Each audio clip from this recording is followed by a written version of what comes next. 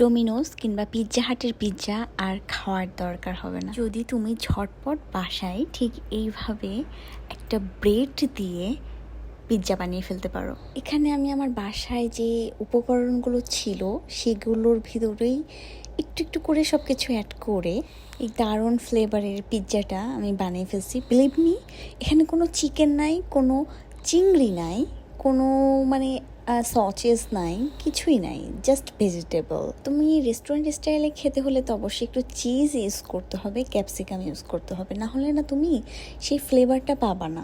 So you have to do it. তো এটা বানানোর জন্য আমি ফার্স্টেই ব্রেডগুলো নিয়ে নিলাম। দেন তোমার পছন্দ মতো তোমার বাসায় যে ভেজিটেবলগুলো আছে সেগুলোর ভিতর থেকে তুমি চয়েস করে তুমি তোমার পছন্দ স্টাইলে কেটে জাস্ট রেডি করতে পারো।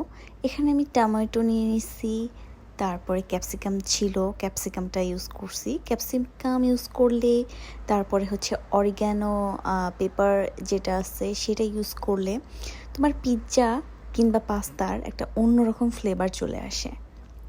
সো আমার এখানে না, আমরা বাংলাদেশে যে নর্মাল মরিচটা, চিলিটা, গ্রিন চিলিটা ইউজ করি সেটা এখানে সচরাচর সব শপে পাওয়া যায় না। সো আমি এইখানের এই মানে মোটা চিলিটা ইউজ করছি, এটাতে তেমন একটা ঝাল নাই। সো এখানে আমি ব্রেডটা নিয়ে ব্রেডের উপরে ফার্স্টে কিনা যে টমেটো সস আছে তোমরা সেটা ইউজ করতে পারো। সেটা জাস্ট সুন্দরভাবে পাউরুটির উপরে জেলির মতো করে মিক্স করে দিতে হবে। সো এটা মানে তুমি তোমার পছন্দ মতো ইউজ করবা। তুমি যদি বেশি সস খেতে পছন্দ করো সেক্ষেত্রে একটু বেশি সস দিবা, আর যারা একটু কম টমেটো সস খেতে পছন্দ করো তারা একটু কম দিবা। বাট পিৎজার ক্ষেত্রে এই মানে টমেটো সসটা মাস্ট। এটা আপনার মানে না দিলেই না, এবং এটার পরিমাণ বেশি থাকলে আরও বেশি ভালো লাগে। সো এভাবে আমি প্রত্যেকটা ব্রেডে টমেটো সস আমি মাখিয়ে নিয়েছি। সো আমি ফার্স্ট টাইম এটা ট্রাই করছিলাম, but it was really best one. তো এই টমেটো সসটা ইউজ করার পরে আমি অরিগ্যানো পাউডার যেটা অরিগ্যানো লিভস অ্যাকচুয়ালি এটা বলে, এটাই আমি টমেটো সস এবং ব্রেডের উপরে ছিটিয়ে দেই। সো এতে হয় কি, তোমার পিৎজার যে রিয়েল ফ্লেভারটা তুমি যে রেস্টুরেন্টে পাও এইটা তোমাকে 100% গ্যারান্টি দিবে।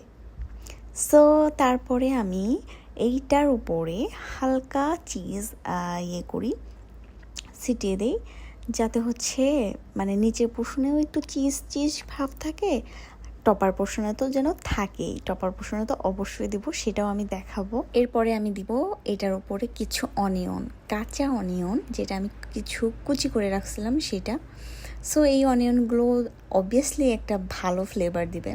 তো তারপর আস্তে আস্তে টপিং হিসেবে আমি যে সবজিগুলো কেটে রাখছিলাম, চিলি, টমেটো, ক্যাপসিকাম, এভরিথিং, সেগুলো দিয়ে দিব। আর এগুলো আমার রেডিমেড কিছু ভেজিটেবল ছিল যেগুলো আগে থেকেই সিদ্ধ করা ছিল। এটা প্যাকেটিং ভেজিটেবল, এটা অপশনাল। এটা তোমার যদি মানে অপশনে থাকে, বাসায় অ্যাভেলেবেল থাকে, সেক্ষেত্রে তুমি এটা ইউজ করতে পারো, আদারওয়াইজ তুমি স্কিপ করতে পারো। ইউ নো হোয়াট, তুমি বাসায় যদি ফুলকপি, বাঁধাকপি থাকে সেটা দিয়েও কিন্তু তুমি এই পিৎজাটা বানিয়ে ফেলতে পারো।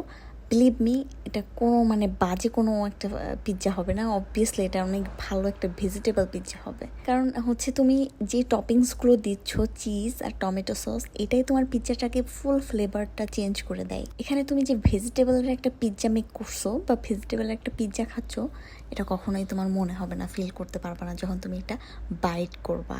পার্সোনালি আমার কাছে মনে হয়নি, আমার মনে হচ্ছিল যে আমি কোনো চিকেন পিৎজা খাচ্ছি। এটা একটু খুব বেশি পারফেক্ট হয়েছিল। তোমরা এখানে দেখতেই পারছো আমি সব কিছু টপিং সব কিছু অ্যাড করার পরে এখানে কিন্তু আমার কোনো ওভেনও লাগেনি। তুমি একদম লো হিটে জাস্ট একটা ননস্টিকের কড়াইয়ে এর ভিতরে আস্তে করে ব্রেডটাকে বসাই দিবা, দিয়ে ঢাকনাটা লাগাই দিবা যতক্ষণ না চিজটা গলে এমন হয়ে আসে। So here it is the result. You can see guys, this one was the best little pizza I ever had, and vegetable pizza যে এত মজা লাগে এর আগে আমি বুঝি নাই।